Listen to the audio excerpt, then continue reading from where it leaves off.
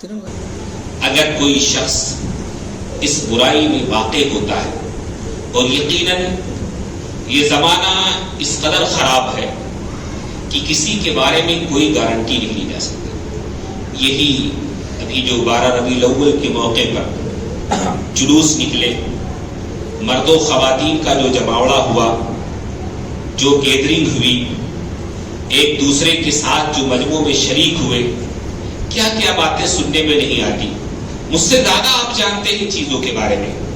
جو سماج میں جس قدر اندر گھس کر کے رہتا ہے وہ زیادہ ان چیزوں کے بارے میں، اور ہم سے زیادہ یہ نوجوان جانتے ہوں گے، اپنے بارے میں یہ سب سے بہتر جانتے ہیں کہ کیا کچھ ان جگہوں پر نہیں ہوتا.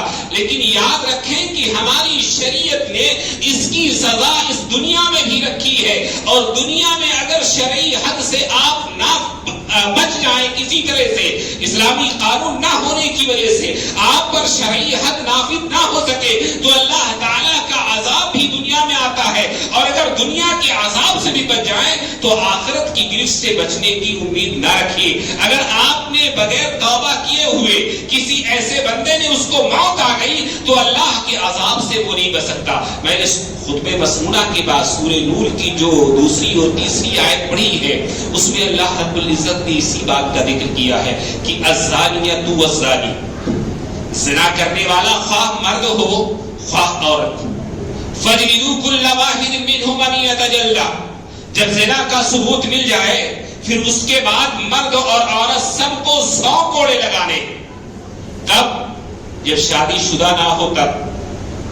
کنوارے کی سزا کیا ہے؟ مرد ہو یا عورت، اسلامی شریعت اور اسلامی قانون اگر نافذ ہوگا تو اس کو 100 کوڑے لگائے جائیں گے. چمڑے کے 100 کوڑے مارے جائیں گے، جان سے مارنا نہیں. شادی شدہ نہیں ہے تو جان سے مارنا نہیں ہے، 100 کوڑے مارے جائیں گے. فَجْلِدُوا كُلَّ وَاحِدٍ مِّنْهُمَا مِئَةَ جَلْدَةٍ وَلَا تَأْخُذْكُمْ بِهِمَا رَأْفَةٌ فِي دِينِ اللَّهِ. اللہ کے دین کو نافذ کرنے میں تمہیں کوئی نرمی نہ پکڑے. مارتے ہوئے ترس آنا دل میں بات اور ہے، رحم دلی آ جانا بات اور ہے، لیکن یہ رحم دلی سزا نافذ کرنے میں مانے نہیں ہونی چاہیے کہ کون 100 کے بجائے 80 ماریں گے، 100 کے بجائے 50 ماریں گے. ایسا نہیں، 100 کوڑے ہی نافذ کر رہے ہیں، 100 کوڑے ہی مارنے ہیں. اور حدیث سے معلوم ہوتا ہے کہ اللہ کے رسول صلی اللہ علیہ وسلم نے فرمایا وَنَفْيُ سَنَةٍ، 1 سال کے لیے اس کو شہر بدل بھی کیا جائے گا، شہر سے نکال دیا جائے گا، جلا وطن کر دیا جائے گا ایسے شخص کو، ایسے کنوارے مرد کو اور ایسی کنواری عورت کو جو زناکاری اور بدکاری کر لے. یہ تو ہوئی جسمانی سزا. معنوی سزا بھی رکھی شریعت نے. وَلْيَشْهَدْ عَذَابَهُمَا طَائِفَةٌ مِّنَ الْمُؤْمِنِينَ، اور جب یہ سزا نافذ کی جائے تو ایسے وقت مومنوں کے ایک گروہ کا، ایک جماعت کا، ایک جمع غفیر کا وہاں موجود رہنا ضروری ہے. لوگ دیکھیں، لوگوں کے مجمع میں یہ سزا نافذ کی جائے گی. چور کی سزا ہاتھ کاٹنا ہے، ہاتھ کاٹنے کے لیے مجمع کی موجودگی ضروری نہیں ہے، کیونکہ بعد میں اس کا کٹا ہوا ہاتھ خود اس کی علامت ہے. لیکن جب کوڑے مارے جائیں گے تو یہ مجمع میں مارے جائیں گے. دونوں کے لیے عبرت ہے. جو مار کھائے گا اس کو سب کے سامنے رسوا ہونا پڑے گا، اور جو مجمع دیکھے گا اس کو عبرت ملے گی کہ اگر اس نے یہ غلطی کی، میں نے یہ غلطی کی ہوتی تو مجھے بھی یہی سزا ملے گی، مجھے بھی یہی سزا ملے گی. تو معنوی سزا بھی شریعت نے رکھی وَلْيَشْهَدْ عَذَابَهُمَا طَائِفَةٌ مِّنَ الْمُؤْمِنِينَ، کہ مومنوں کی ایک جماعت اور مومنوں کا ایک گروہ اس سزا کے نفاذ کے وقت وہاں پر موجود رہنا چاہیے. اور صرف یہی نہیں، ایسا شخص جس نے زناکاری کر لی، بدکاری کر لی، شریعت کہتی ہے الزانی لا ينکح الا زانیۃ او مشرکہ، زناکار مرد کی شادی اب کسی زناکار عورت سے ہی حلال ہے. زنا کرنے والے مرد کی شادی زنا کرنے والی عورت ہی سے ہوگی یا مشرکہ سے. ایسا نہیں کہ مشرکہ عورت سے شادی کرنا جائز ہے، یہ ایسے ہی لوگوں کو پسند کرتے ہیں. پھر کہا وَالزَّانِيَةُ لَا يَنكِحُهَا إِلَّا زَانٍ أَوْ مُشْرِكٌ، ایسے ہی زناکار عورت سے زناکار مرد ہی شادی کرے گا. وَحُرِّمَ ذَلِكَ عَلَى الْمُؤْمِنِينَ، ایمان والوں پر بدکار عورت سے، بدکار مرد سے شادی کرنا حرام ہے. بدکار مرد سے یا بدکار عورت سے شادی کرنا ایمان والوں کے لیے حرام ہے۔ ایک نقطے پر غور کریں کہ ہماری شریعت اس بات کی اجازت دیتی ہے کہ ہم مسلمان اور مومن ہونے کے باوجود اہل کتاب یعنی یہودی اور نصرانی عورت اگر وہ پاک دامن ہے، با کردار ہے، بے حیا نہیں ہے، بد کردار نہیں ہے تو اس سے شادی کر سکتے ہیں۔ ایک مومن مرد کی شادی ایک نصرانی عورت سے، عیسائی عورت سے، ایک یہودی عورت سے اگر وہ بد کردار نہیں ہے، بے حیا نہیں ہے، زناکار نہیں ہے تو ہو سکتی ہے۔ اس کے مقابلے میں ایک مومن مرد کی شادی ایک بد کردار مسلمان عورت سے نہیں ہو سکتی۔ کہا حرمت ذالک علی المؤمنین، مومنوں پہ اس کو حرام کر دیا گیا ہے۔ یہ سزا رکھی ہے شریعت نے۔ اے حدیث سے یہ بھی ثابت ہوتا ہے کہ ایسے شخص کی، مرد ہو یا عورت، شہادت اور گواہی درست نہیں ہے۔ ایسے شخص کی شہادت اور گواہی درست نہیں ہے۔ اور حدیث سے یہ بھی معلوم ہوتا ہے کہ اللہ کے رسول صلی اللہ علیہ وسلم نے فرمایا کہ ایسے شخص کی جو اپنی بدکرداری اور بدکاری کی کمائی کھائے، عورت ہو، عموماً عورتیں ہی ایسی ہوتی ہیں، تو پھر ایسی صورت میں اس کی دعا بھی قبول نہیں ہوتی، اس کی دعا بھی قبول نہیں ہوتی۔ یہ دنیا میں اس کے لیے اللہ رب العزت نے رکھا ہے۔ اور اس کے علاوہ اگر بندہ توبہ نہیں کرتا ہے تو یاد رکھیں کہ یہ برائی، یہ گناہ جس قدر معاشرے میں پھیلتا جائے گا، جس قدر معاشرے میں عام ہوتا جائے گا، معاشرے پر اس کے اثرات اتنے ہی بڑھتے جائیں گے۔ معاشرہ جب اللہ کا عذاب آئے گا تو چن کر کے نہیں آئے گا کہ یہ بد کردار ہے، یہ بد کردار ہے، وہ بد کردار ہے، اس پر عذاب آئے، نہیں۔ اللہ کے رسول صلی اللہ علیہ وسلم نے فرمایا اذا ظہر الزنا والربا فی قریۃ فقد احلوا بانفسهم عذاب اللہ۔ جب کسی بستی میں، کسی علاقے میں، کسی گاؤں میں کہیں کے لوگوں میں زناکاری اور سودخوری عام ہو جائے تو پھر اس علاقے، اس بستی اور گاؤں کے لوگوں نے اللہ کے عذاب کو اپنے آپ پر حلال کر لیا، اللہ کے عذاب کو اپنے آپ پر حلال کر لیا۔ حضرت زینب بنت جہش کی روایت سے بخاری بھی آئی، انہوں نے کہا اے اللہ کے رسول صلی اللہ علیہ وسلم انہلک وفینا الصالحون، کیا ہمارے درمیان نیک لوگوں کے رہتے ہوئے ہم پر عذاب آ جائے گا؟ ہم میں نیک لوگ، صالح لوگ موجود ہوں پھر بھی عذاب آ جائے گا؟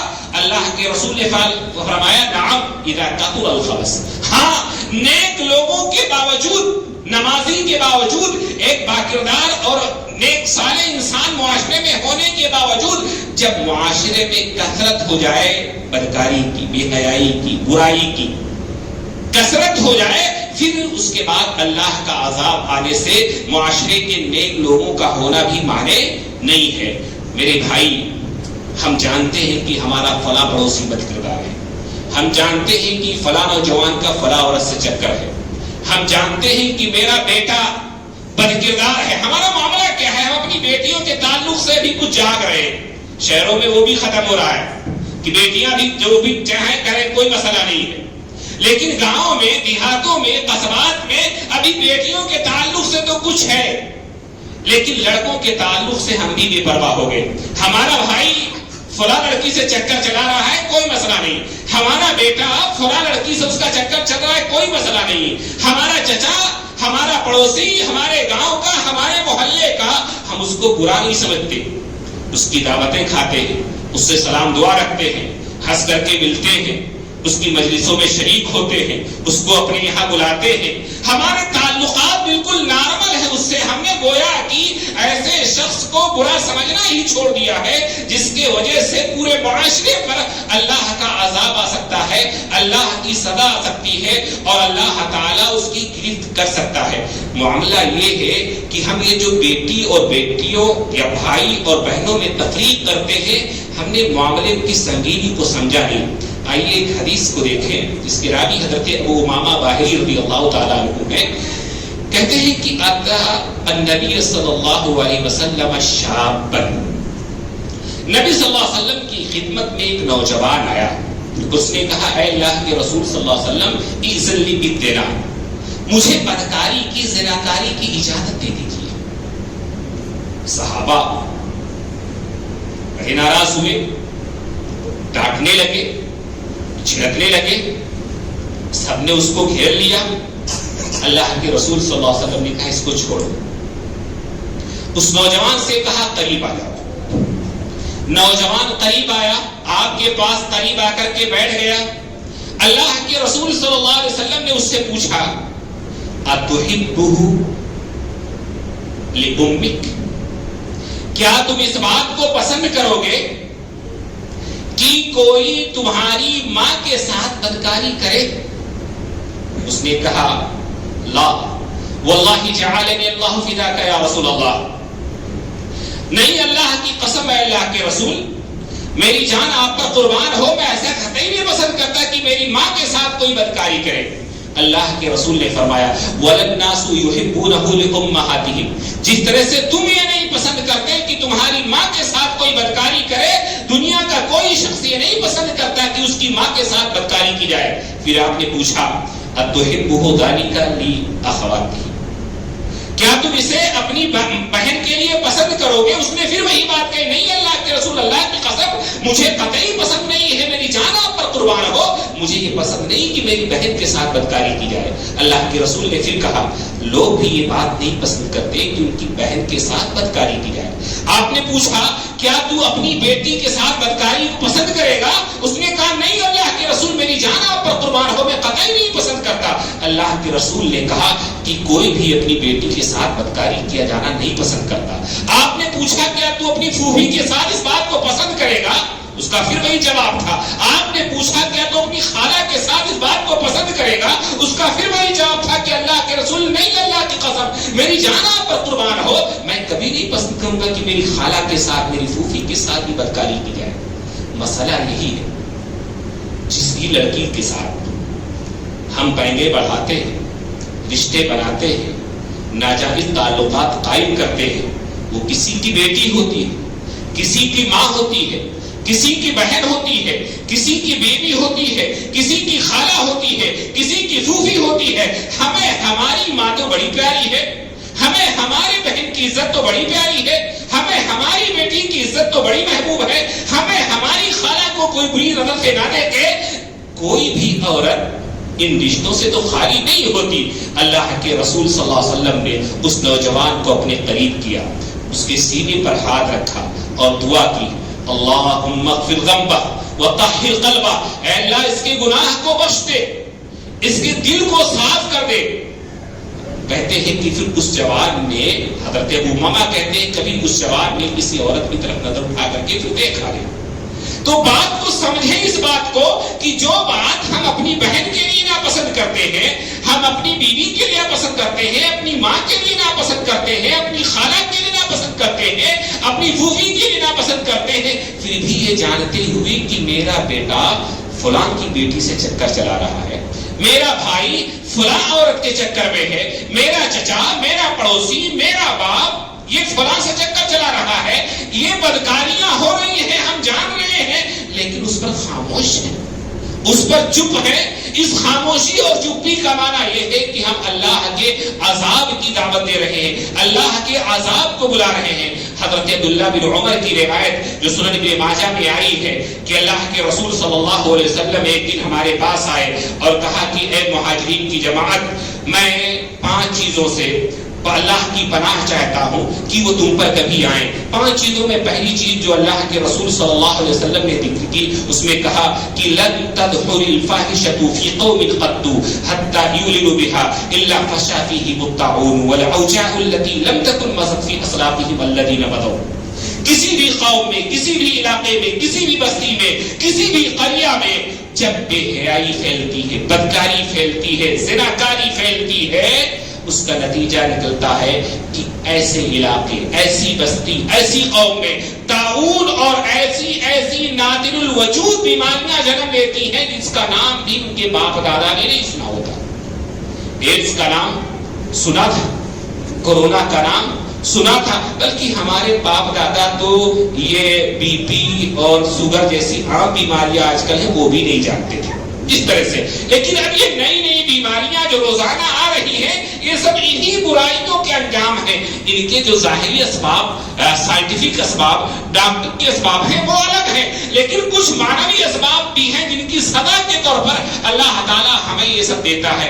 وقت زیادہ ہوتا جا رہا ہے، ورنہ میں یہ بھی عرض کرتا کہ اللہ کے رسول صلی اللہ علیہ وسلم نے آخرت میں ان کے لیے کیا سزائیں رکھی ہیں. مختصراً ذکر کر دوں، اللہ کے رسول سے بخاری وغیرہ کی روایت ہے، اللہ کے رسول کا عام معمول تھا کہ اپنے خواب بیان کیا کرتے تھے نماز کے بعد، اور انبیاء کے خواب سچے ہوتے. ایک صحابہ سے پوچھا، کسی نے کوئی خواب نہیں بتایا، آپ نے کہا لیکن میں نے خواب دیکھا، میں نے دیکھا کہ دو شخص آئے، مجھے لے گئے، مجھے جنت و جہنم کی سیر کرائی. ایک جگہ کا ذکر کرتے، لمبی حدیث ہے کہ ایک ہول سوراخ کے پاس پہنچے جس کا نچلا حصہ بڑا کشادہ تھا، اوپری حصہ تنگ تھا، اس کے نیچے آگ جل رہی تھی. آگ کی لپٹیں جب کبھی اوپر آتی تو میں نے ان لپٹوں میں دیکھا کہ ننگے مرد اور ننگی عورتیں، اس آگ کی لپٹ کے ساتھ ننگے مرد اور ننگی عورتیں اوپر آ جا رہی ہیں، لیکن آگ پھر دھیمی پڑتی ہے، وہ پھر اس کے تہہ میں چلی جاتی ہے. بار بار ایسا ہو رہا ہے. اس سارے سفر کے بعد جب میں نے فرشتوں سے اس کے بارے میں پوچھا کہ اس سوراخ میں کون لوگ تھے، تو اس فرشتوں نے کہا فَهُمُ الزُّنَاة، یہ بدکاری کرنے والے مرد اور عورتیں تھے. دنیا میں بدکاری کرنے والے مرد اور عورتیں تھیں. صحیح ابن حبان اور صحیح ابن خزیمہ کی روایت میں ہے، حضرت ابو سعید خدری رضی اللہ تعالیٰ عنہ راوی ہیں کہ اللہ کے رسول نے ذکر کیا کہ مجھے ایک ایسی قوم سے گزارا گیا کہ اشد منہ اشد شیء انتفاقا وانتنہ ریحا. میں نے دیکھا کہ ان کے پیٹ، ان کے جسم خوب پھولے ہوئے ہیں، سب سے زیادہ پھولے ہوئے، اور ان سے جو بو آ رہی ہے بہت ہی بری بو آ رہی ہے. وَأَسْوَأُهُ مَنْظَرًا، دیکھنے میں وہ بڑے ہی بدشکل نظر آ رہے ہیں. یہ اصل میں جب بدکاری کرنے کے لیے لوگ سینٹ چھڑک کر کے، عطر لگا کر کے، بالوں میں کنگھی کر کے، اچھے لباس پہن کر کے نکلتے ہیں نا، یہ اس کی سزا وہاں پر ہوگی کہ یہ بٹ ڈھک کر کے نکلنے والے مرد اور عورتیں وہاں کیسی ہوں گی؟ سب سے بدشکل اور سب سے بدبودار. ابن خزیمہ کی روایت میں ہے کہ ان ریحهم المراحیض، ان سے ایسی بدبو آ رہی تھی جیسے ٹوائلٹ سے آتی ہے، جیسے پاخانے کی بدبو ہوتی ہے، اس طرح سے بدبو ان لوگوں سے آ رہی تھی. میں نے فرشتوں سے پوچھا یہ کون لوگ ہیں؟ کہا کہ ہم الزنات والزوانی، یہ زنا کرنے والے مرد اور زنا کرنے والی عورتیں ہیں. تو ہماری شریعت نے بدکاری کی سزا اس دنیا میں بھی رکھی ہے، عذاب بھی اس کے لیے ہے، اور اگر بندہ مر جائے تو آخرت میں بھی اس کے لیے سزائیں ہیں. یہ کوئی معمولی گناہ نہیں ہے، لیکن اب معاشرے میں بے حیائی، بدکاری، زناکاری اس قدر عام ہو جا رہی ہے کہ ہم اور آپ جیسے کچھ شریف لوگ جانتے ہوئے بھی نہ ٹوکتے ہیں. میرے بھائیوں، جو اس بدکاری میں پڑے ہوئے ہیں وہ اس بدکاری سے باز آ جائیں. اپنی ماں بہن بیٹیوں کو کبھی سوچ لیا کریں، جو چیز آپ اپنی ماں بہن بیٹی کے لیے نہیں پسند کرتے، دوسروں کے لیے کیسے پسند کرتے ہیں. آخری بات